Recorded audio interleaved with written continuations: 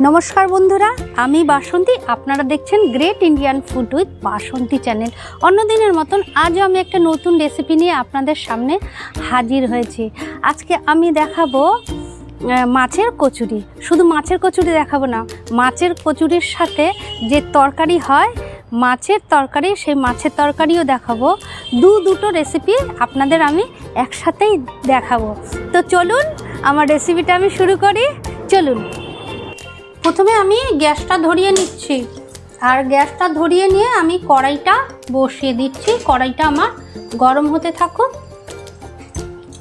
माछेर कचुरिर जोन्नो आमी माछेर जे आलू तरकारिटा तैरी करब कयेकटा आलू निये निয়েছি और आलूगुलो आमी मिडियाम साइजेर निয়েছি और छुले जले भिजिए रेखेছি। एबार एगुलो आमी केटे धुए नेब। आमी मध्यखान दिये केटे निलाम, आबार मध्यखान दिये केटे निलाम टुकरोटाके, आबार এই টুকরোটাকে মধ্যখান দিয়ে কেটে নিলাম। মানে একটা আলু 4 টুকরো হবে। এইভাবেই আমি সব আলু কেটে নিচ্ছি। কড়াইটা আমার খুব ভালোভাবে গরম হয়ে গেছে। এবার আমি এতে তেল দিয়ে দেব। আমি এখানে সরষের তেলে রান্নাটা করছি। ফোড়নে আমি দিয়ে দিচ্ছি একটা শুকনো লঙ্কা ভেঙে নিয়েছি আর একটা তেজপাতাও আমি ভেঙে নিয়েছি আর হচ্ছে কি জিরে, এটা আমি ফোড়নে দিয়ে দিচ্ছি।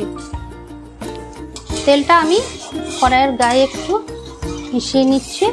এবার আমি আলুগুলো কেটে রাখা আলু ধুয়ে নিয়েছি। এবার আমি এটা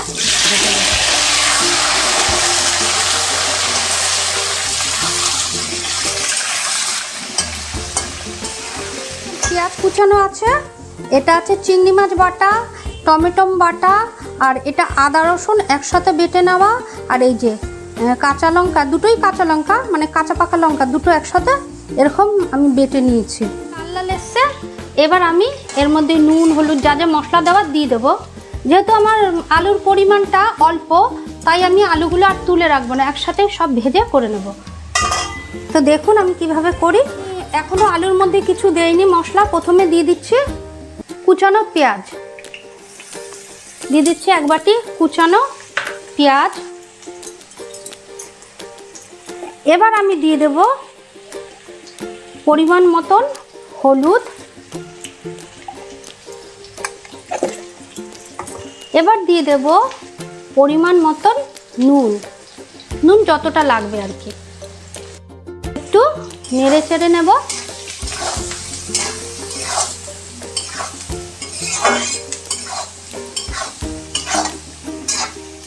এখানে আমার দুটো টমেটো আছে, এই দুটো টমেটো আমি হাফ দেব আর হাফটা আমি মাছের কচুরির জন্য রেখে দেবো। এখানে আমি 1 চামচ 2 চামচ 2 চামচ দিয়ে দিলাম। আদা রসুনের পেস্ট আমার 1 চামচ দিলেই হবে। আদা রসুনের পেস্ট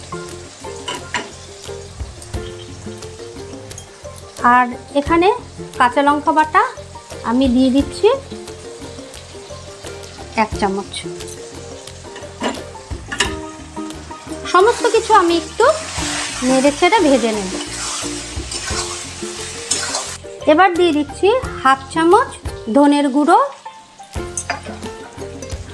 দিয়ে দিচ্ছি হাফ চামচ জিরের গুঁড়ো, দিয়ে দিচ্ছি হাফ চামচ লঙ্কার গুঁড়ো আর দিয়ে দিচ্ছি চিংড়ি মাছ বাটা। এটাতেই কিন্তু দারুণ স্বাদ আসবে। একদম উঁচু উঁচু 1 চামচ, এটাতেই আমার যথেষ্ট স্বাদ চলে আসবে। যেহেতু আমার তরকারির পরিমাণটা অনেকটাই কম। এবার আমি দিয়ে দিচ্ছি এটা চিংড়ি মাছ যে বেটেছি সেই ধোয়া জলটা। খুব ভালো করে আমি সমস্ত কিছু কষিয়ে নেব। খুব ভালোভাবে আমি কষাতে থাকবো আর এরকমভাবে নেড়ে দিতে থাকবো, কেননা আমার যতক্ষণ না মশলাটা ভালো করে ভাজা হচ্ছে ততক্ষণ আমি খুব ভালো করে কষিয়ে নেব। এর মধ্যে এবার আমি হাফ চামচ কাশ্মীরি লঙ্কার গুঁড়ো দিয়ে দিচ্ছি। এটা আমি কালারের জন্য দিলাম। মশলাটা আমার খুব ভালোভাবে কষানো হয়ে গেছে। মশলাটা শুধু কষানো হয়নি, তার সাথে সাথে আমার আলুগুলো অলরেডি সিদ্ধ হয়ে গেছে।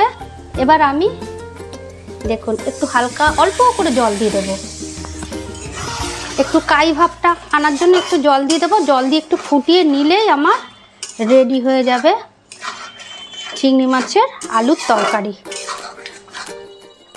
এই ছোটো বাটি 2 বাটি আমি দিয়ে দিলাম। একটু ফুটে উঠলেই আমি দেখিয়ে দিচ্ছি। এই দেখুন আলু আমার অলরেডি সিদ্ধ হয়ে গেছে, আর জাস্ট একটু ফুটবে। স্বাদকে ব্যালেন্স রাখার জন্য এবার আমি 1 চামচ চিনি দিয়ে দিচ্ছি। এটা কিন্তু অবশ্যই দেবেন। আর হাফ চামচ দিয়ে দিচ্ছি গরম মশলার গুঁড়ো।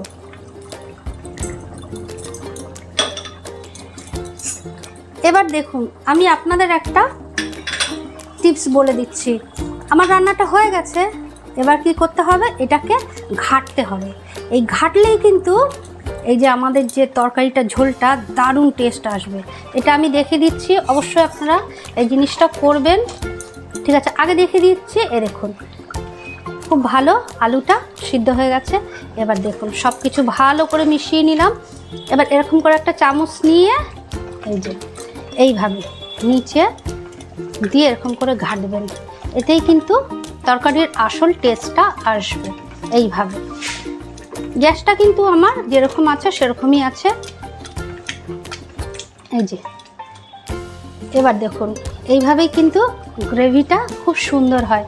দেখলেন তো কিভাবে আমি গ্রেভিটা তৈরি করছি। দেখুন একটু ঝোল ঝোল আছে। এটা আমি যখনই মানে নামিয়ে ঢেকে রেখে দেবো, এটা ঘন হয়ে যাবে। এখানে আমি একটু জল দিয়ে দিচ্ছি। জল দিয়ে দিলাম, খুব সামান্য একটু জল দিলাম।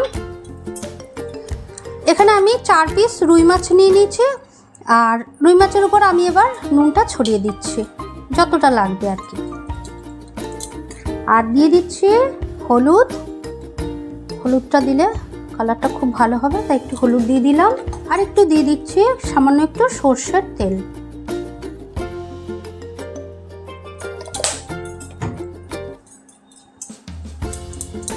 নুন, হলুদ আর সরষের তেল দিয়ে আমি এই মাছটা ভালো করে মাখিয়ে নিচ্ছি। খুব ভালো করে মাখিয়ে নেব। এখানে আমার 3 পিস পেটি আছে আর 1 পিস দাগা আছে। জলটা আমি খুব সামান্য দিয়েছি, কেননা জলটা আমি একদম টানিয়ে নেব, তার জন্য দিয়ে দিচ্ছি মাছগুলো।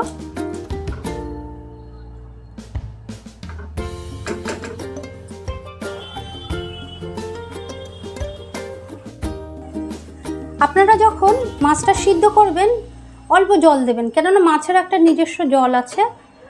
আর বেশি যদি আপনারা জল দেন তাহলে মাছের যে রসটা আছে ওইটা বেরিয়ে যায়। আমার তো মনে হয় মানে অনেকটা স্বাদ বেরিয়ে যায়, তাই আমি এমনভাবেই জলটা দিলাম। এটা সিদ্ধও হলো, আর দেখুন পুরো মানে রসটা কিন্তু মাছের গায়ে লেগে আছে। মাছের কচুরির জন্য আমি এখানে ময়দাটা মেখে নিচ্ছি। এখানে আমার 500 গ্রাম ময়দা আছে, আর আমি দিয়ে দিচ্ছি পরিমাণ মতন নুন, দিয়ে দিচ্ছি 1 চামচ চিনি, 2 থেকে 3 চামচের মতন আমি সাদা তেল দিয়ে দিচ্ছি। সমস্ত কিছু আমি একসাথে মিশিয়ে নিচ্ছি। খুব ভালো করে মেশাতে হবে। অল্প অল্প জল দিয়ে দিয়ে মাখতে থাকবো।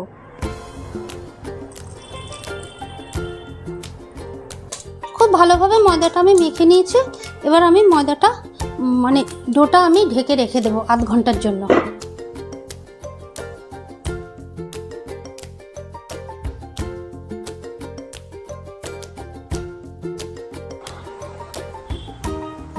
এ দেখুন আমার এতগুলো কাটা বেরিয়েছে, কত ছোট ছোট কাটা,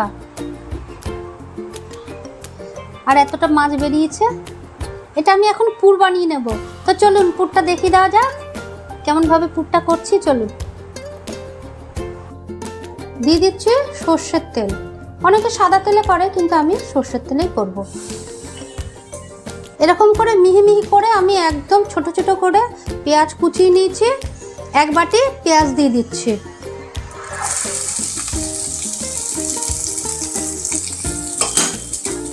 প্রথমে আমি পেঁয়াজটা একটু ভেজে নেব, ভালো করে একটু ভেজে নেব পেঁয়াজটা লাল লাল করে। দেখুন আমার পেঁয়াজটা একদম ব্রাউন করে ভাজা হয়ে গেছে। খুব ভালোভাবে পেঁয়াজটা মানে খুব ভালো করে প্রথমে ভেজে নিতে হবে। এবার পেঁয়াজটা ভাজা হয়ে যাওয়ার পরে আমি এবার টমেটোটা দিয়ে দেবো। এবার আমি টমেটো দিয়ে দিচ্ছি, টমেটো বাটাটা। এই টমেটো বাটা দিয়েও ভালো করে আগে কষিয়ে নিতে হবে, তারপরে আমি অন্য সব মশলা দেব। পেঁয়াজটা আমি ভালো করে ব্রাউন করে ভেজে নিয়েছি। ভেজে নেওয়ার পরেই কিন্তু আমি টমেটোটা দিয়েছি, আর টমেটোটা দেওয়ার পরেও টমেটোটা একদম খুব ভালো করে কিন্তু আমি ভেজে নিয়েছি। এবার আমি অন্য সব মশলাগুলো এর মধ্যে অ্যাড করব। এইভাবে কিন্তু পুরটা যদি করলে না দুর্দান্ত খেতে হয়। এই দেখুন খুব ভালোভাবে ভাজা হয়ে গেছে। এই পেঁয়াজ আর টমেটো কিন্তু খুব ভালো করে ভেজে নিতে হবে। দিয়ে দিচ্ছি 1 চামচ আদা রসুনের পেস্ট, কাঁচা লঙ্কা বাটা 1 চামচ। এখানে আমার 150 গ্রাম চিংড়ি মাছ বেটে নেওয়া আছে। চিংড়ি মাছটা দিয়ে দিচ্ছি।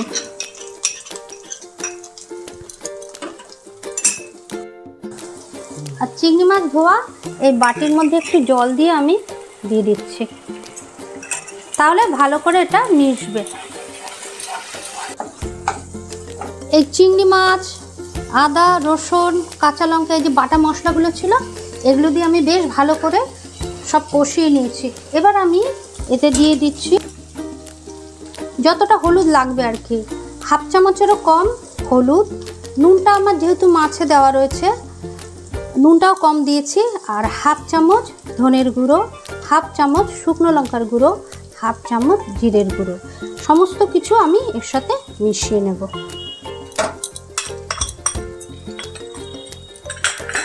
মশলার সাথে আমি প্রথমে মিশিয়ে নিচ্ছি ভালো করে। এবার এটা আমার মেশানো হয়ে গেলে এবার আমি কাটা ছাড়ানো সিদ্ধ করে রাখা রুই মাছটা দিয়ে দেব।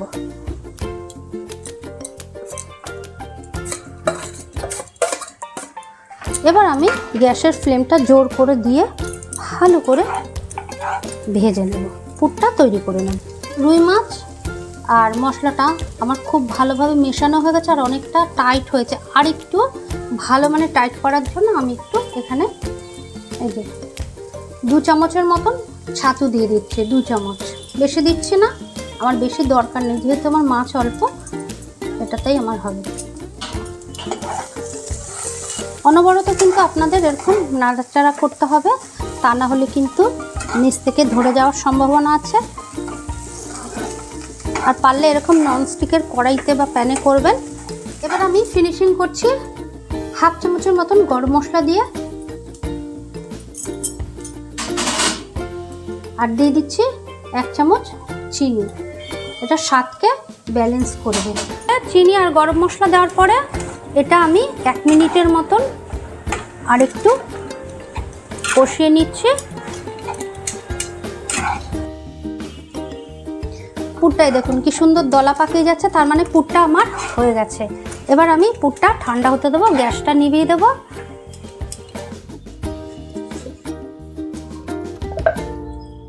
দেখুন ময়দাটা কত সুন্দর নরম হয়ে গেছে। আবার একটু আমি ঠেসে নিচ্ছি। আর এই দেখুন আমি ময়দা দিয়ে লেচি কেটে রেখেছি, দেখুন খুব বড় করিনি আবার খুব ছোটও করিনি। এই লেচিগুলোতে এবার আমি পুর ভরে নিচ্ছি। লেচিটা এরকম নিলাম, নিয়ে এরকম চেপে দিলাম, চেপে দিয়ে এইভাবে বাটি করে নেব। বাটি করে নেওয়ার পরে এরকম করে পুরটা দিলাম, পুরটা দিয়ে এরকম 2 আঙুল দিয়ে এরকম চেপে দেব। চেপে দেওয়ার পরে এইভাবে আটকে নিলাম। আটকে নেওয়ার পরে এইভাবে ঘুরিয়ে দিলাম, ঘুরিয়ে দিয়ে আবার একটু চেপে দিলাম, চেপে দিয়ে এই দেখুন এতে বেলার সময় খুলবেও না আর ভালো থাকবে। এই দেখুন দেখেছেন তো, এইভাবেই একটু তেলে চুবিয়ে নিলাম, চেপে দিলাম এপাশ ওপাশ করে, এই আবার ঘুরিয়ে দিলাম এদিকে এইদিকে, এরকম উল্টে নিলাম এদিকে এইদিকে, আবার একটু ঘুরিয়ে নিলাম এদিকে এইদিকে। সব কিন্তু আলতো হাতে হবে, হয়ে গেছে, এবার আমি রেখে দিচ্ছি। কড়াই আমার খুব ভালো গরম হয়ে গেছে, এবার আমি তেলটা গরম করে নেব। দেখুন কত ভালো গরম হয়েছে। এই প্রথম কচুরিটাই কিন্তু আমার খুব ভালো ফুলেছে, তার মানে আমার সব কটা কচুরিই ফুলবে। এই দেখুন একদম প্রথম কচুরিটাই। তেল যদি ভালো গরম হয় কড়াই তেল, তাহলে কিন্তু ফুলবে অবশ্যই। এই দেখুন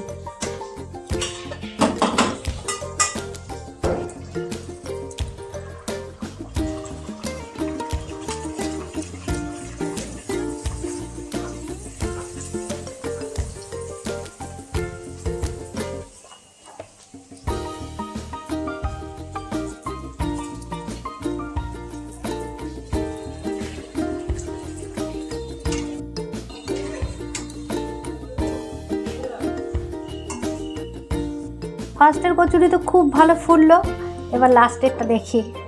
দেখুন এটা লাস্ট।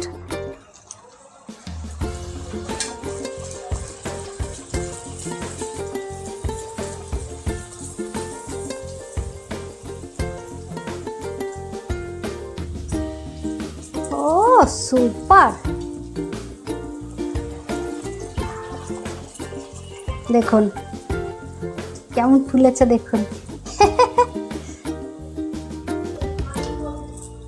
দারুণ দারুণ।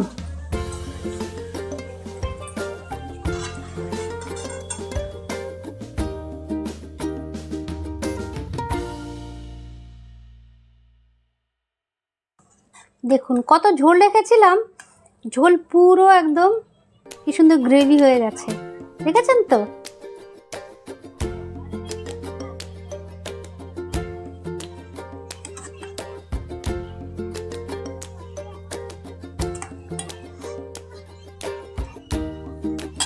আমি একটা কচুরি আপনাদের ছিঁড়ে দেখিয়ে দিচ্ছি, ভেতরের পুরটা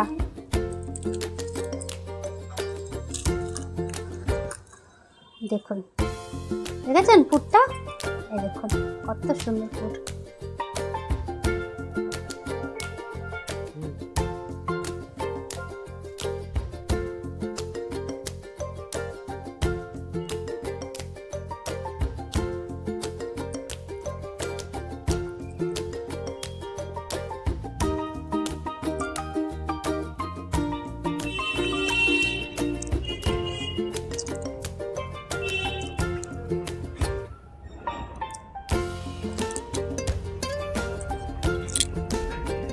জাস্ট ফাটাফাটি, কচুরিটাও ফাটাফাটি, তরকারিটাও ফাটাফাটি। আপনারা যদি বাড়িতে করে খান তাহলেই কিন্তু বুঝবেন যে কীরকম স্বাদ। রুই মাছের কচুরি আর চিংড়ি মাছের তরকারি, এরকমভাবে আমি যেভাবে দেখিয়ে দিলাম আপনারা ঠিক সেইভাবেই যদি করে খান তাহলেই বুঝবেন এর স্বাদ কতটা। আর আপনারা বাড়িতে কিন্তু অবশ্যই করে খাবেন, আপনারা খেয়ে আমাকে ফিডব্যাকটা দেবেন যে কীরকম স্বাদ, তাহলেই আপনারা কিন্তু বুঝতে পারবেন যে এর কতটা স্বাদ। আর খেতে কিন্তু ভীষণ ভীষণই ভালো। তাহলে আজ এই পর্যন্ত, তো অবশ্যই আমার চ্যানেলটিকে সাবস্ক্রাইব করে দেওয়ার অনুরোধ রইল। ভালো থাকুন, সুস্থ থাকুন, অল দ্য বেস্ট।